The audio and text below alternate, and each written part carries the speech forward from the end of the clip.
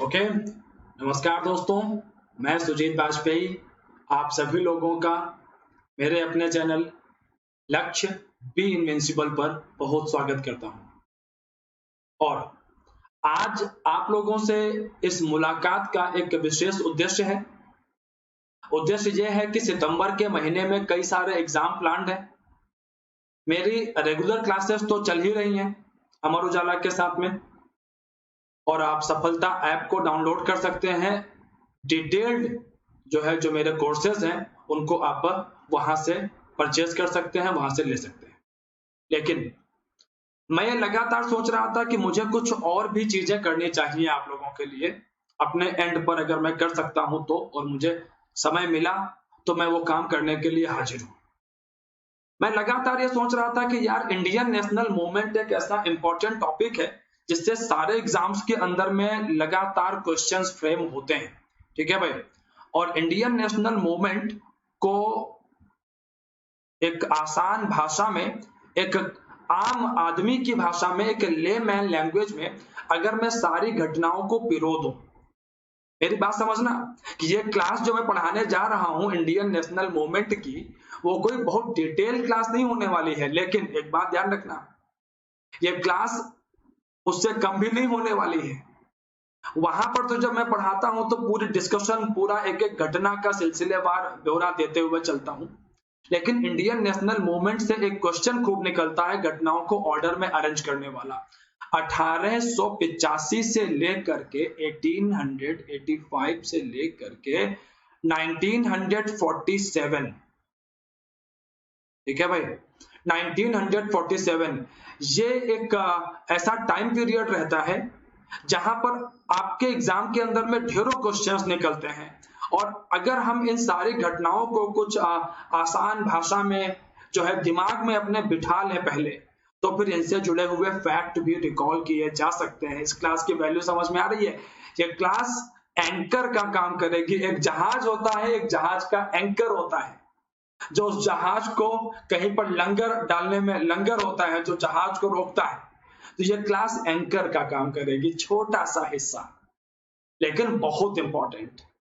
कि अगर आपको ये पता है कि मॉन्टेग्यू चेम्सफोर्ड रिफॉर्म्स और साइमन कमीशन के बीच क्या कनेक्शन है, अगर आपको ये पता है, तो फिर मॉन्टेग्यू चेम्सफोर्ड रिफॉर्म के प्रावधान क्या थे, साइमन कमीशन किस तरीके से राउंड टेबल कॉन्फ्रेंस, और राउंड टेबल कॉन्फ्रेंस किस तरीके से गवर्नमेंट ऑफ इंडिया एक्ट से जुड़ा हुआ है, ये सारी चीजें समझने में आपको कोई दिक्कत नहीं पेश आएगी।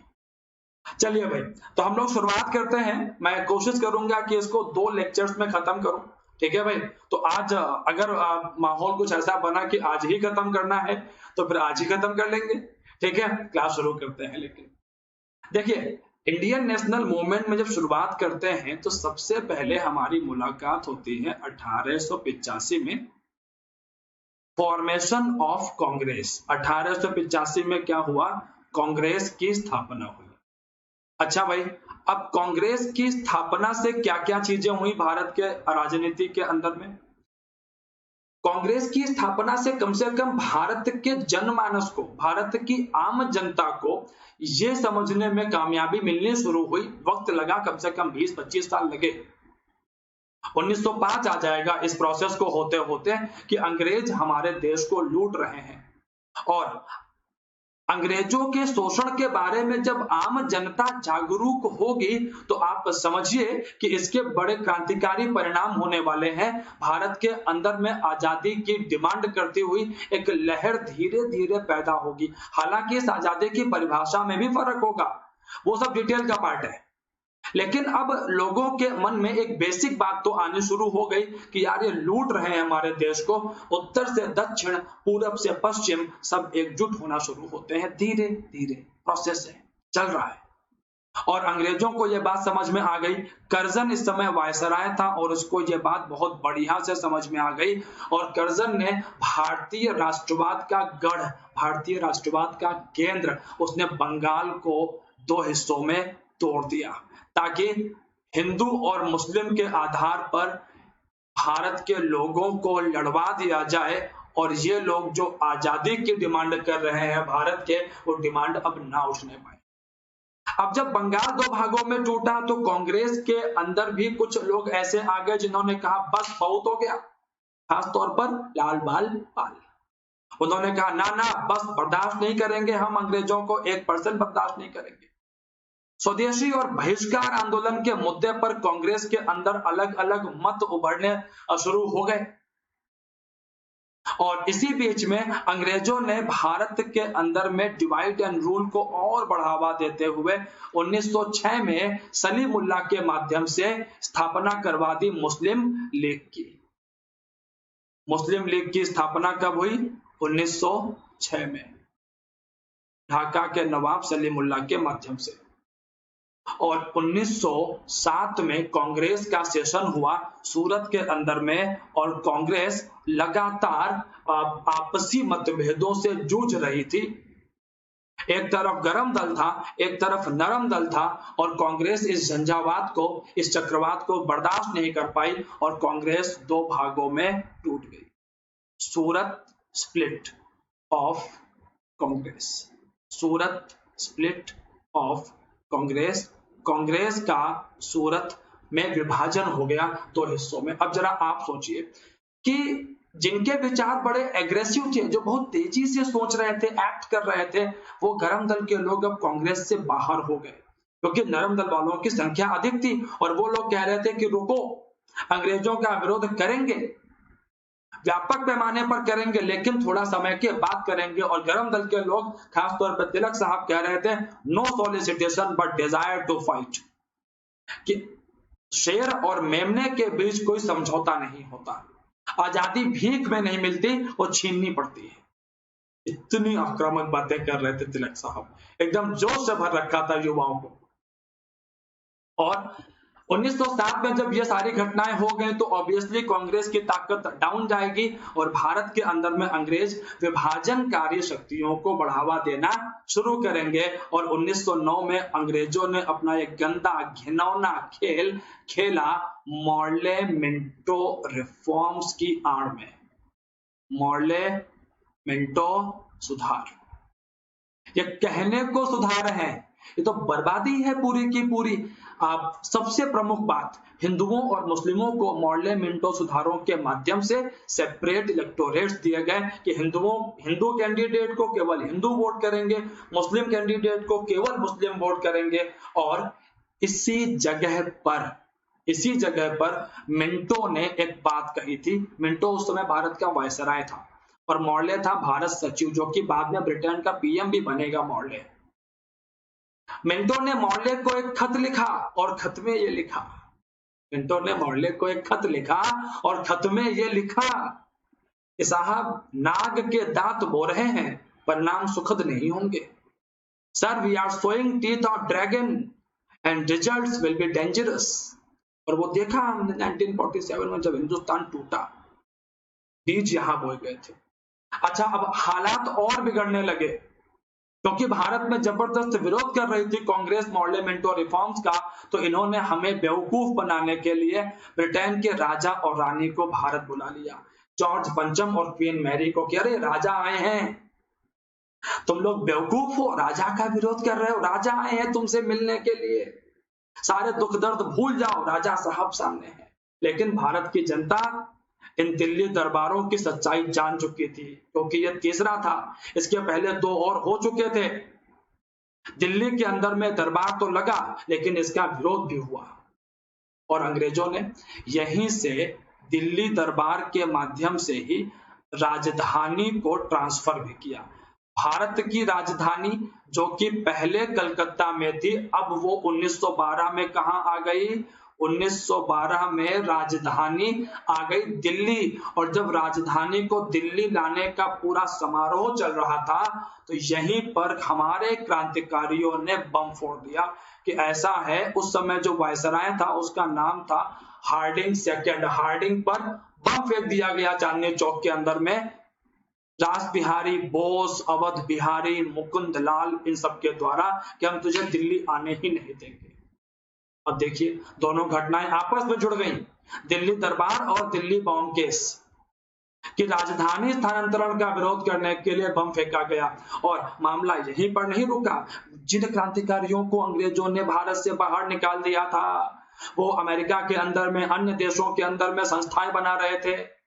और इन्हीं में से एक संस्था बनी 1913 में अमेरिका के अंदर में। और इस संस्था का नाम क्या था? इस संस्था का नाम था गदर पार्टी। लाला हरदयाल, सोहन सिंह भखाना आदि ने इस पार्टी की स्थापना की, गदर पार्टी की स्थापना की। अच्छा, अब इसका उद्देश्य था कि सिख रेजिमेंट को भड़का करके विद्रोह करवाना, लेकिन अंग्रेजों को जानकारी पहले मिल गई। उन्होंने गदर पार्टी को खत्म करवा दिया अमेरिका की सरकार की मदद से मिलकर के। इसके अलावा भारत में सिख रेजिमेंट भी बर्खास्त कर दी गई। तो यह मामला भी यहीं से रफा दफा हो गया। 1914 में दुनिया ने एक बहुत बड़ा संकट देखा। फर्स्ट वर्ल्ड वॉर स्टार्ट हुआ। क्या स्टार्ट हुआ? प्रथम विश्व युद्ध स्टार्ट हुआ। और भारत के वो लोग जो भारत के बाहर विदेशों में रह रहे थे, अब वो भारत के अंदर में आना शुरू हुए। और इसी में से 1915 में भारत में एंट्री हुई किसकी? गांधी जी की। गांधी जी भारत वापस लौट आए दक्षिण अफ्रीका से। अब गांधी जी जब भारत वापस लौट आए तो गोपाल कृष्ण गोखले, जो कि गांधी जी के राजनीतिक गुरु थे, उन्होंने गांधी जी को बोला कि अगर आपको भारत की राजनीति में कुछ बड़ा करना है तो जमीन पर उतरो, भारत को घूमो, देखो, समझो, क्योंकि क्रांति ऐसे कमरों में बैठ के नहीं होती है। ये बात मैंने विपक्ष के लिए कही है, जो वर्तमान में सोचते हैं कि ट्वीट ट्वीट खेल करके वो बदल देंगे पूरे भारत की राजनीति को। तो ये भ्रम है आपका साहब, नहीं कर पाएंगे। ट्वीट तो करना पड़ेगा, लेकिन जमीन पर भी उतरना पड़ेगा। गांधी जी भारत की यात्रा पर निकले। अच्छा भाई, इसी समय 1916 में कांग्रेस का लखनऊ अधिवेशन हुआ और भारत मिलाप हुआ। किसका? मॉडरेट्स का और एक्सट्रीमिस्ट का। गरम दल और नरम दल दोनों फिर से एक हो गए। कांग्रेस के ये दोनों भाई आपस में मिल गए। इसी समय एक और घटना घट गई अप्रत्याशित रूप से, जिसकी किसी ने उम्मीद भी नहीं की थी। और वो घटना ये थी कि मुस्लिम लीग भी कांग्रेस के साथ में आ गई। लेकिन ये चाल थी। मुस्लिम लीग वालों ने कांग्रेस का साथ देने का वादा करके पार्लियामेंट और रिफॉर्म पर कांग्रेस की सहमति ले ली।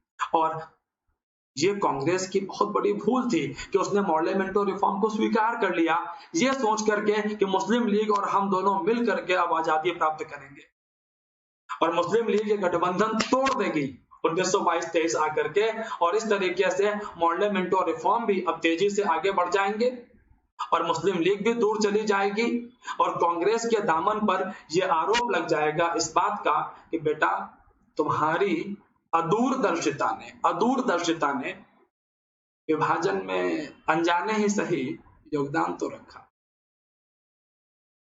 अनजाने ही सही, ये शब्द महत्वपूर्ण है। अच्छा भाई, तो 1917 के अंदर में गांधी जी भारत की राजनीति के अंदर में अपना पहला आंदोलन करने के लिए मौजूद हो जाते हैं।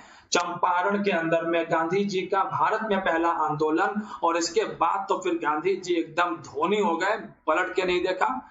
1918 में गांधी जी ने खेड़ा और अहमदाबाद के आंदोलन कर डाले। और इन तीनों आंदोलनों की वजह से गांधी जी भारत की राजनीति के अंदर में बहुत ऊंचा कद प्राप्त कर लेते हैं। और 1918 में ही प्रथम विश्व युद्ध भी खत्म हो गया। क्या खत्म हो गया? फर्स्ट वर्ल्ड वॉर भी खत्म हो गया 1918 में। और 1919 की शुरुआत बड़ा तूफान लेकर के आई हिंदुस्तान की राजनीति में।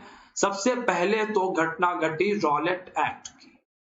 क्या था इसके अंदर में?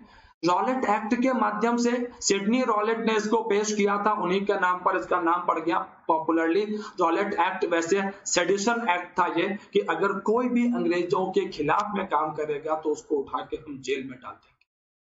काला कानून कहा गांधी जी ने इसको। और इसी के आधार पर सैफुद्दीन किचलू और डॉक्टर सत्यपाल गिरफ्तार हुए। अमृतसर के अंदर में जनता ने विरोध किया और जलियांवाला बाग के अंदर में जब जनता ने एक पीसफुल प्रोटेस्ट किया तो यहीं पर जलियांवाला बाग के अंदर में रेजिनॉल्ड डायर कि लोगों ने, उसके सैनिकों ने निहत्थी जनता पर गोलियां बरसाई और जलियांवाला बाग हत्याकांड हो गया।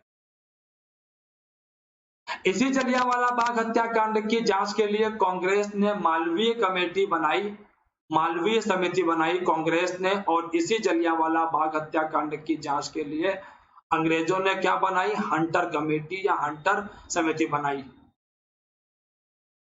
अब हंटर कमेटी ने कहा कि यहां पर महज 379 लोग मारे गए, और मालवीय कमेटी ने कहा ना जी ना, 1000 के ऊपर लोग मारे गए। और इसी मालवीय कमेटी का इसका ड्राफ्ट किसने लिखा था, गांधी जी ने। और गांधी जी ने कहा बस बहुत हो गया, अब हम अंग्रेजों को बर्दाश्त नहीं करेंगे भारत के अंदर में, इनको निकाल के बाहर करें। और इसी समय गांधी जी ने एक आंदोलन को प्रमोट किया, उसको आगे बढ़ाने में हेल्प किया। इसका नाम था खिलाफत आंदोलन। 1919 में ही, मैं यहीं पर लिख देता हूं, खिलाफत आंदोलन। खिलाफत क्यों चल रहा था, क्योंकि तुर्की के खलीफा को ब्रिटेन जेल में डालने वाला था, और तुर्की के जो खलीफा थे वो इस्लामिक दुनिया के अंदर में धर्म गुरु का दर्जा रखते थे। और तुर्की के खलीफा को जेल में क्यों डाल रहा था ब्रिटेन, क्योंकि तुर्की और ब्रिटेन फर्स्ट वर्ल्ड वॉर में दोनों लड़े थे और तुर्की हारा था। तो खलीफा को बचाने के लिए पूरी दुनिया के मुस्लिम्स आंदोलन चला रहे थे। भारत में अली बंधुओं ने आंदोलन चलाया था, मोहम्मद अली और शौकत अली। और गांधी जी को लगा कि अगर मुस्लिमों का इस समय हिंदू साथ दे देंगे तो हिंदू मुस्लिम एकता मजबूत हो जाएगी, और इस तरीके से हम एक बड़ा आंदोलन करेंगे जिसका नाम था असहयोग, और हिंदुस्तान को इसी वक्त आजाद करवा लेंगे। क्या प्लान तैयार किया गांधी जी ने।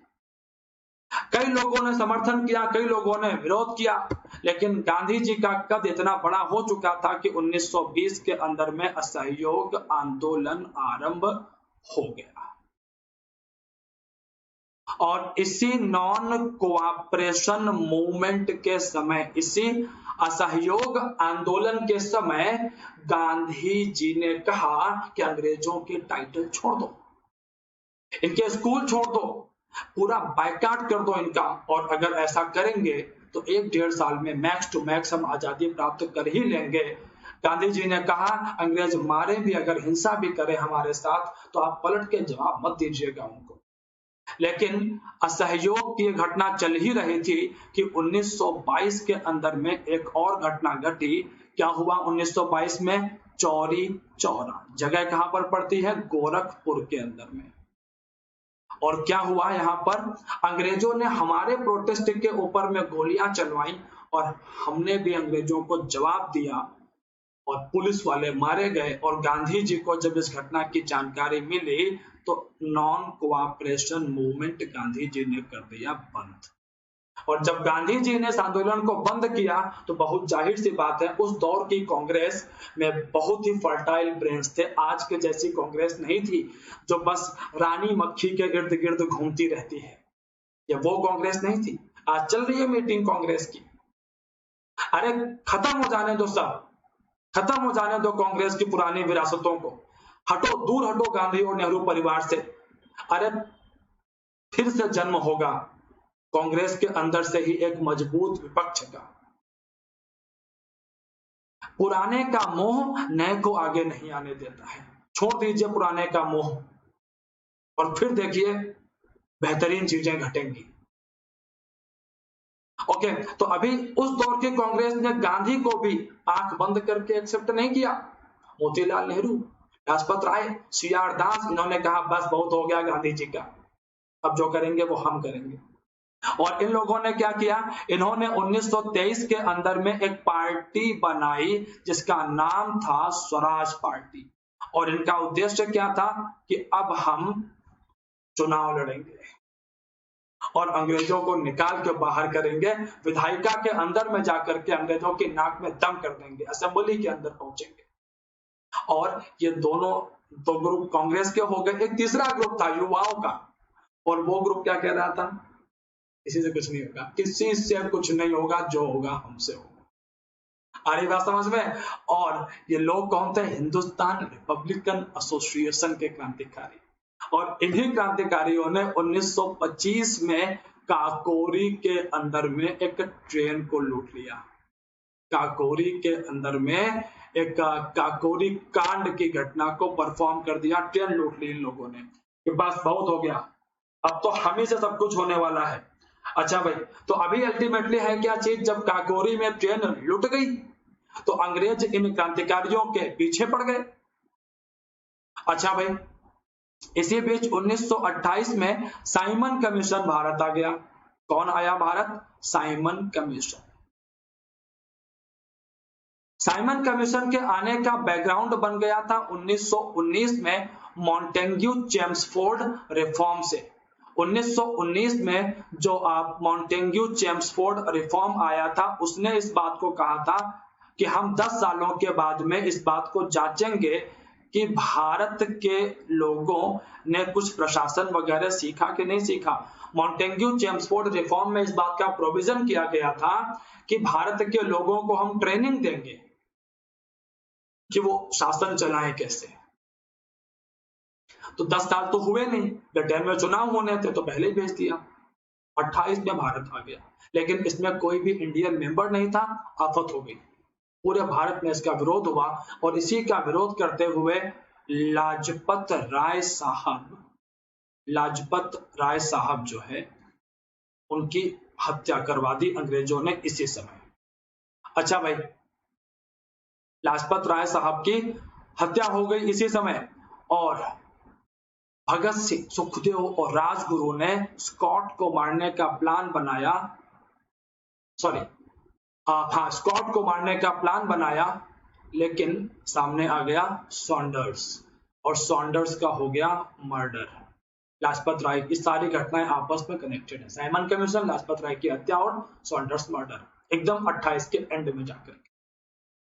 और जब सॉन्डर्स का मर्डर हो गया तो क्रांतिकारियों के ऊपर इस बात के आरोप लगे, ये भटके हुए नौजवान हैं, इन्हें कुछ नहीं पता देश कैसे चलेगा। और भगत सिंह ने इस बात का जवाब देने के लिए 1929 में असेंबली में बम फेंक दिया।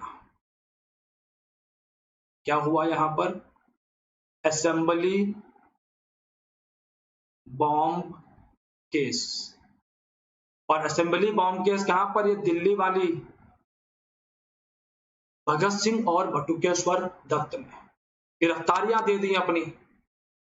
प्लान क्या था कि अंग्रेजों की अदालतों में खड़े होकर के अंग्रेजों को एक्सपोज करेंगे और दुनिया को बताएंगे कि हम भटके हुए नौजवान नहीं हैं। अगर भटके हुए होते तो असेंबली में लाशें बिछी होती। अच्छा भाई, अभी अल्टीमेटली यहां पर है क्या चीज, अब भगत सिंह ने जो है जेल के अंदर से डिमांड उठा दी पूर्ण आजादी की कि हमें कंप्लीट इंडिपेंडेंस चाहिए, पूर्ण आजादी चाहिए। और एक तरीके से इसको इनडायरेक्टली सपोर्ट कर दिया जवाहरलाल नेहरू ने लाहौर सेशन में। लाहौर सेशन ऑफ कांग्रेस के अंदर, जहां पर नेहरू ने बात कर दी किसकी? पूर्ण आजादी की। 1929 31 दिसंबर मध्य रात्रि को रावी नदी के किनारे तिरंगा लहराया नेहरू ने यहां पर। 1930 में गांधी जी फॉर्म में फिर से लौटने लगे और 1930 में गांधी जी ने दांडी मार्च किया। सबसे पहले क्या किया? दांडी मार्च किया नमक कानून को तोड़ने के लिए, क्योंकि अंग्रेजों ने नमक के ऊपर में टैक्स लगा दिया था। और इसी दांडी मार्च के बाद गांधी जी ने क्या आरंभ किया? सविनय अवज्ञा आंदोलन। क्या आरंभ किया गांधी जी ने? सविनय अवज्ञा आंदोलन, सिविल डिसोबीडियंस मूवमेंट। कि अंग्रेजों के ऑफिस में जाएंगे, काम नहीं करेंगे, उनके ऊपर दबाव बनाएंगे। और कब तक अंग्रेज इस हालात को झेल पाएंगे? फाइनली इन्हें हमारे देश को आजाद करना पड़ेगा। और निश्चित रूप से सविनय अवज्ञा आंदोलन का असर हुआ। इसी बीच साइमन कमीशन की रिपोर्ट भी आई और गांधी जी को अंग्रेजों ने बोला कि लंदन आइए, बातचीत करते हैं। और सिर्फ गांधी जी ही नहीं, भारत के और भी जितने बड़े नेता हैं सबको बुलाया गया, लंदन बुलाया गया। और इसी को हम लोग क्या कहते हैं? राउंड टेबल कॉन्फ्रेंस 1, RTC 1 कहते हैं इसको। पहली वाली में गांधी जी नहीं गए, अच्छा भाई, 1931 आते आते गांधी जी को भी ये बात समझ में आनी शुरू हो गई कि अब उनका जो सिविल डिसोबीडियंस मूवमेंट है वो लंबा नहीं चलने वाला, और ऐसे में गांधी और इरविन के बीच में एक समझौता होता है जिसे हम लोग कहते हैं दिल्ली एग्रीमेंट। इसे हम लोग क्या कहते हैं? दिल्ली समझौता। किसके बीच हुआ था? गांधी और इरविन के बीच में। और इसी के बाद में भगत सिंह को और सुखदेव को फांसी होती है। इसके बाद में करीब 15-20 दिन बाद भगत सिंह, सुखदेव और सुखदेव और राजगुरु को फांसी। अच्छा, इसके बाद सेकेंड राउंड टेबल कॉन्फ्रेंस होता है इसी साल, और Gandhi ji second round table conference में पार्टिसिपेट करने के लिए लंदन पहुंचते हैं। लेकिन यहाँ पर डॉक्टर भीमराव अंबेडकर ने मुद्दा उठाया दलितों के निर्वाचन का, और इसी बात पर गांधी जी की बात तो नहीं सुनी गई। यहाँ पर गांधी जी कह रहे थे कि अंग्रेज दलितों को सेपरेट इलेक्टोरेट्स दे करके हिंदुओं को भी तोड़ देंगे। हिंदू मुस्लिमों को पहले तोड़ दिया है, हिंदुओं को सवर्णों दलितों में तोड़ देंगे, मुस्लिमों को शिया सुन्नी में तोड़ देंगे, बर्बाद कर देंगे हिंदुस्तान को। और गांधी जी ने मीटिंग छोड़ दी, गांधी जी भारत वापस लौट के आए। अंग्रेजों ने इनको उठा के जेल में डाल दिया, जरवदा जेल पुणे के अंदर में। लेकिन भारत के जो उस दौर के बड़े बड़े नेता थे, इन सब ने गांधी जी को, अंबेडकर जी को समझाया कि समझिए बात को, अंग्रेज हमको आपस में लड़वा रहे हैं। और ऐसे में इन दोनों के बीच होता है पूना समझौता। क्या होता है? पूना पैक्ट, जिसके माध्यम से दलितों के सेपरेट इलेक्टोरेट्स का जो मुद्दा था उसको रिजॉल्व कर लिया जाता है। दलितों को आरक्षण दे दिया जाता है, सीटें रिजर्व कर दी जाती हैं ताकि उनका भी एक राजनीतिक प्रतिनिधित्व सुनिश्चित हो सके। आफ्टर दिस हम लोग आगे चलते हैं। साल आता है 1935, और 35 में आता है गवर्नमेंट ऑफ इंडिया एक्ट 1935, जिसके माध्यम से अंग्रेजों ने बर्मा को भारत से अलग कर दिया। सुप्रीम कोर्ट की स्थापना का, फेडरल कोर्ट नाम रखा गया, उसकी स्थापना का प्रोविजन किया जाता है। और ढेर सारे जो है एक ऑल इंडिया फेडरेशन की बात करते हैं अंग्रेज। काफी बड़ा एक्ट था ये, और ये एक्ट इसलिए इंपॉर्टेंट है क्योंकि ये हमारे संविधान में लगभग एज इट इज शामिल किया गया है। और because of government of India act 1935 हमारा संविधान लेंथीएस्ट कॉन्स्टिट्यूशन बन जाता है पूरी दुनिया के अंदर में। और 1947 से लेकर के 1950 तक, जब तक संविधान नहीं बना लिया हमने अपना, तब तक हमारे देश का शासन इसी से चला, गवर्नमेंट ऑफ इंडिया एक्ट 1935 से। इसके बाद में 1938 में कांग्रेस के अंदर में एक बहुत बड़ा परिवर्तन हुआ। सुभाष चंद्र बोस बाबू कांग्रेस के प्रेसिडेंट बन गए, और बोस बाबू के अध्यक्ष बनते ही कांग्रेस में एक नई ऊर्जा का संचार हुआ। बोस बाबू कहने लगे कि ये जो कांग्रेसियों के पास डंडे होते हैं, ये अगर प्रैक्टिस करके तैयारी की जाए तो ये कांग्रेस के जो लोग हैं ये सोल्जर बन सकते हैं। और फिर देखो क्या हाल करते हैं अंग्रेजों का। और दुनिया के पटल पर इसी समय एक बड़े तानाशाह का उदय हुआ था, जो कि अंग्रेजों का दुश्मन था। और बोस बाबू थ्योरी लगा रहे थे, दुश्मन का दुश्मन दोस्त होता है, और इस व्यक्ति का नाम था एडोल्फ हिटलर। गांधी जी को यह बातें मालूम चली कि बोस बाबू हिटलर की मदद लेने के प्रयास में है, और ऐसे में कांग्रेस के अंदर में तूफान मच गया। कांग्रेस बोस और गांधी के बीच बट गई। तात्कालिक रूप से अगर हम लोग बात करें तो बोस ने गांधी जी के द्वारा समर्थित उम्मीदवार पट्टाभी सीतारामैया को त्रिपुरी मध्य प्रदेश के अधिवेशन में पटकनी दे दी। लेकिन यहाँ राजनीतिक विरोध अलग है, मान सम्मान अलग है। बोस बाबू भी बहुत रिस्पेक्ट करते थे गांधी जी की, और गांधी जी भी सिर्फ राजनीतिक विरोध कर रहे हैं बोस बाबू का, दुश्मनी नहीं हो गई है जैसे आज लोग दिखाते हैं। राजनीति अपनी तरफ है और व्यक्तिगत विरोध की राजनीति दूसरी तरफ है। राष्ट्रहित सर्वोपरि। अब बोस बाबू को लग रहा था हिटलर का साथ लेने में राष्ट्रहित है, और गांधी जी को लग रहा था कि अगर हिटलर भारत आ गया तो वो खुद ही साम्राज्यवादी है, वो भारत को आजाद क्या करवाएगा, वो तो कब्जा करेगा भारत के ऊपर में। तो दोनों के राष्ट्रहित की परिभाषा अलग अलग है। दोनों देश को बचाने के लिए एक दूसरे के सामने खड़े हो। बोस बाबू ने कांग्रेस छोड़ दी, फॉरवर्ड ब्लॉक को आगे बढ़ाया। इसी बीच बोस बाबू को अंग्रेजों ने घर में कैद कर दिया। सारी घटनाएं 1939। त्रिपुरी क्राइसिस कांग्रेस का मैं यहां लिख देता हूं, त्रिपुरी क्राइसिस यहीं पर हुआ। अच्छा भाई, फॉरवर्ड ब्लॉक की स्थापना यहीं पर हुई। एक और चीज, सेकेंड वर्ल्ड वॉर का स्टार्ट हो गया और ऐसे में गांधी जी ये चाह रहे थे कि जो कांग्रेस के लोग हैं वो सत्ता में शामिल ना रहें, क्योंकि 1937 में इलेक्शंस हुए थे और कांग्रेस ने करीब 8 राज्यों में सरकारें बना ली थी। और ऐसे में कांग्रेस ने रिजाइन कर दिया जहां जहां उनकी सरकारें थी। Resign of Congress cabinets, Congress मंत्रिमंडलों का इस्तीफा। और जब कांग्रेस ने रिजाइन किया तो मुस्लिम लीग और अन्य दलों ने क्या मनाया?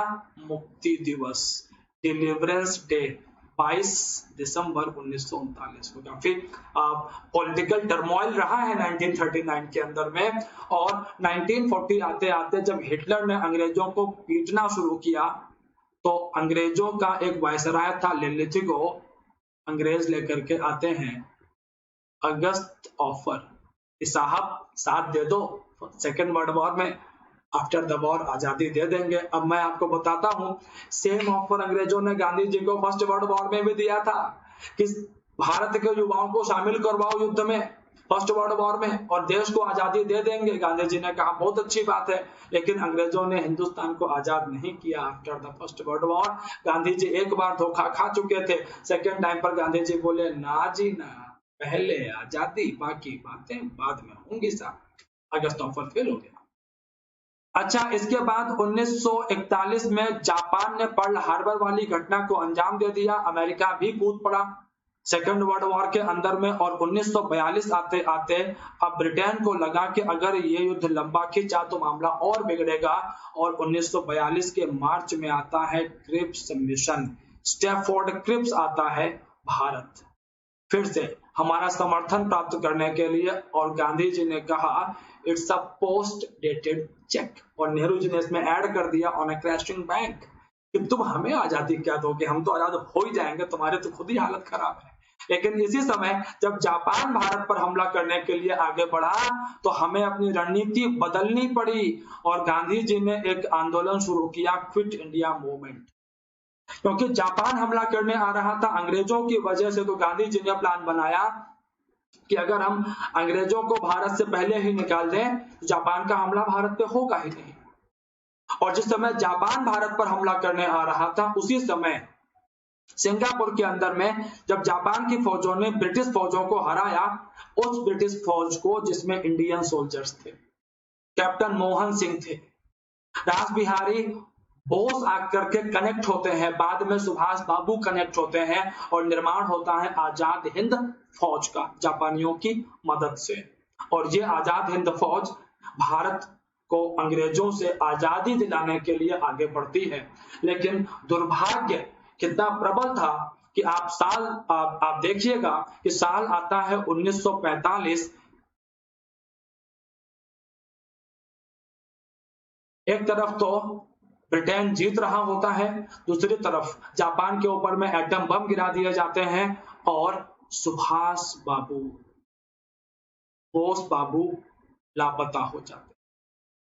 ये मनहूस घटना घटी 18 अगस्त 1945 को। 1946 की शुरुआत अंग्रेजों के लिए बिगाड़ दी हम लोगों ने। हमारे सैनिकों ने कराची के अंदर में, बॉम्बे के अंदर में विद्रोह कर दिया कि हमारे साथ भेदभाव होता है और हम बर्दाश्त नहीं करेंगे भेदभाव को। और अंग्रेजों को समझ में आ गया था कि जब सेना ही हमारे साथ नहीं है, सेना ही विद्रोह करने पर आमादा है, तो हम भारत को कब्जे में रख भी नहीं सकते हैं। एक तरफ मोहम्मद अली जिन्ना पाकिस्तान की डिमांड को लेकर के अड़े हुए थे और ये म्यूटिनी होती है, रॉयल इंडियन नेवी का विद्रोह होता है, एक तरफ म्यूटिनी होती है और भारत में आता है कैबिनेट मिशन। क्या आता है? Cabinet mission. 3 लोग आए, पैट्रिक लॉरेंस, एवी अलेक्जेंडर और स्टेफोर्ड क्रिप्स, और इन लोगों ने सारी बातचीत के बाद ये फैसला किया कि संविधान बनाया जाएगा हिंदुस्तान के लिए, लेकिन पाकिस्तान की बात नहीं मानी। और इसी के बाद मोहम्मद अली जिन्ना ने भारत को दंगों की आग में झोंक दिया कि हम पाकिस्तान तो बनवा करके रहेंगे, और डायरेक्ट एक्शन डे, प्रत्यक्ष कार्यवाही दिवस इन्होंने शुरू कर दिया बंगाल से 16 अगस्त 1946। भयानक दंगे शुरू हुए बंगाल और पंजाब के क्षेत्रों में, और इसका दबाव लगातार कांग्रेस के ऊपर आया। और 1947 में एक तरफ क्लेमेंट एटली ने इस बात को अनाउंस कर दिया कि हम हिंदुस्तान को फ्री करेंगे, आजाद करेंगे। माउंटबेटन को आखिरी वायसराय के रूप में भारत भेज दिया गया। माउंटबेटन भारत आ गया, ठीक है भाई। और इसी माउंटबेटन ने 3 जून के अपने प्लान में ये अनाउंसमेंट कर दिया कि हिंदुस्तान के 2 टुकड़े होंगे। और 18 जुलाई को ब्रिटिश पार्लियामेंट ने इंडियन इंडिपेंडेंस एक्ट पास किया, और 15 अगस्त को इसी एक्ट के माध्यम से हमारा देश आजाद हो। हाँ भाई, कैसा लगा आप लोगों को ये एक quick tour Indian national movement का? सारी बड़ी घटनाओं को हमने यहाँ पर कनेक्ट कर दिया, एकदम एक कहानी के जैसे जोड़ दिया सारी चीजों को। इस वीडियो को अगर आप लोग बार बार रिपीट करके देखेंगे, ये वीडियो तो एंथम की तरह आप लोग यूज कीजिए। निश्चित रूप से चाहे जो एक्सपर्ट्स हैं, जिन बच्चों ने पहले पढ़ रखी है चीजें, उनको तो जाहिर सी बात है कि एज मिलेगा, और जो बच्चे बिगिनर्स हैं उनको भी 1885 से लेकर के 1947 तक की घटनाओं को आसान भाषा में समझने में बहुत मदद मिलेगी, ऐसा मेरा मानना है। अब ये कितना सच है, कितना झूठ है, ये तो आप लोग बताओगे, ठीक है। अच्छा, मैं बता दूं कि जब मैं ऑफलाइन, अब तो यही बोलना पड़ेगा, जब ऑफलाइन चलता था तो मैं वहां पर इसकी खूब प्रैक्टिस करवाता था, और इसके बड़े जो है जबरदस्त रिस्पांस आते थे। इसीलिए देखो, मैं अपने चैनल के ऊपर में लक्ष्य बी इनविंसिबल पर कोशिश करता हूं कि ऐसे ही कुछ और जो एक्सपेरिमेंटल आइटम्स हैं जिनके बड़े अच्छे अच्छे परिणाम आते थे वो मैं शेयर करता रहूं। एक एक्स्ट्रा माइल चलने की मेरी कोशिश है यहाँ पर, चाहे वो यूपी तो मेरा टारगेट यहाँ पर यह रहता है, जो दिख रहा है आप लोगों को स्क्रीन पर, कि यूपी पीसीएस के जो कैंडिडेट्स हैं विशेष रूप से मैं उनकी मदद करूं। लेकिन मुझे खुद को पता है ये चीजें सिर्फ पीसीएस के कैंडिडेट के लिए ही बेनिफिशियल नहीं है। ये एनडीए के स्टूडेंट है, सीडीएस के स्टूडेंट्स है, सीएपीएफ के स्टूडेंट्स है, यूपी में समीक्षा अधिकारी का पेपर होता रहता है, और भी अन्य एग्जाम्स होते रहते हैं। उन सबके लिए आईएनएम एक ऐसा टॉपिक है जिसे हम लोग मॉडर्न इंडियन हिस्ट्री का आलू कह सकते हैं। सबके साथ गठबंधन है इसका, जैसे आलू का सब्जियों में। ओके गाइज, तो वीडियो को लाइक, सब्सक्राइब और शेयर करना बिल्कुल मत भूलिएगा, ठीक है। और अगर आपको कुछ और क्वेरीज करनी हो तो आप नंबर नीचे दे रखे हैं, आप लोग यहाँ से इंक्वायरी कर सकते हैं। जो मैंने पढ़ाया है इसकी पीडीएफ के लिए जो है आप लोग मेरे टेलीग्राम चैनल को फॉलो कर सकते हैं, जिसका नाम है लक्ष्य बी इनविंसिबल। नंबर, ये जो टेलीग्राम चैनल है मेरा, आप ये इस नंबर पर एक्टिवेट है, इस नंबर पर, तो आप लोगों को अगर ना भी मिले तो आप लोग पिंग कर देना, तो आपको लिंक भेज दिया जाएगा, ठीक है भाई। Till then guys, take care of yourself, thank you.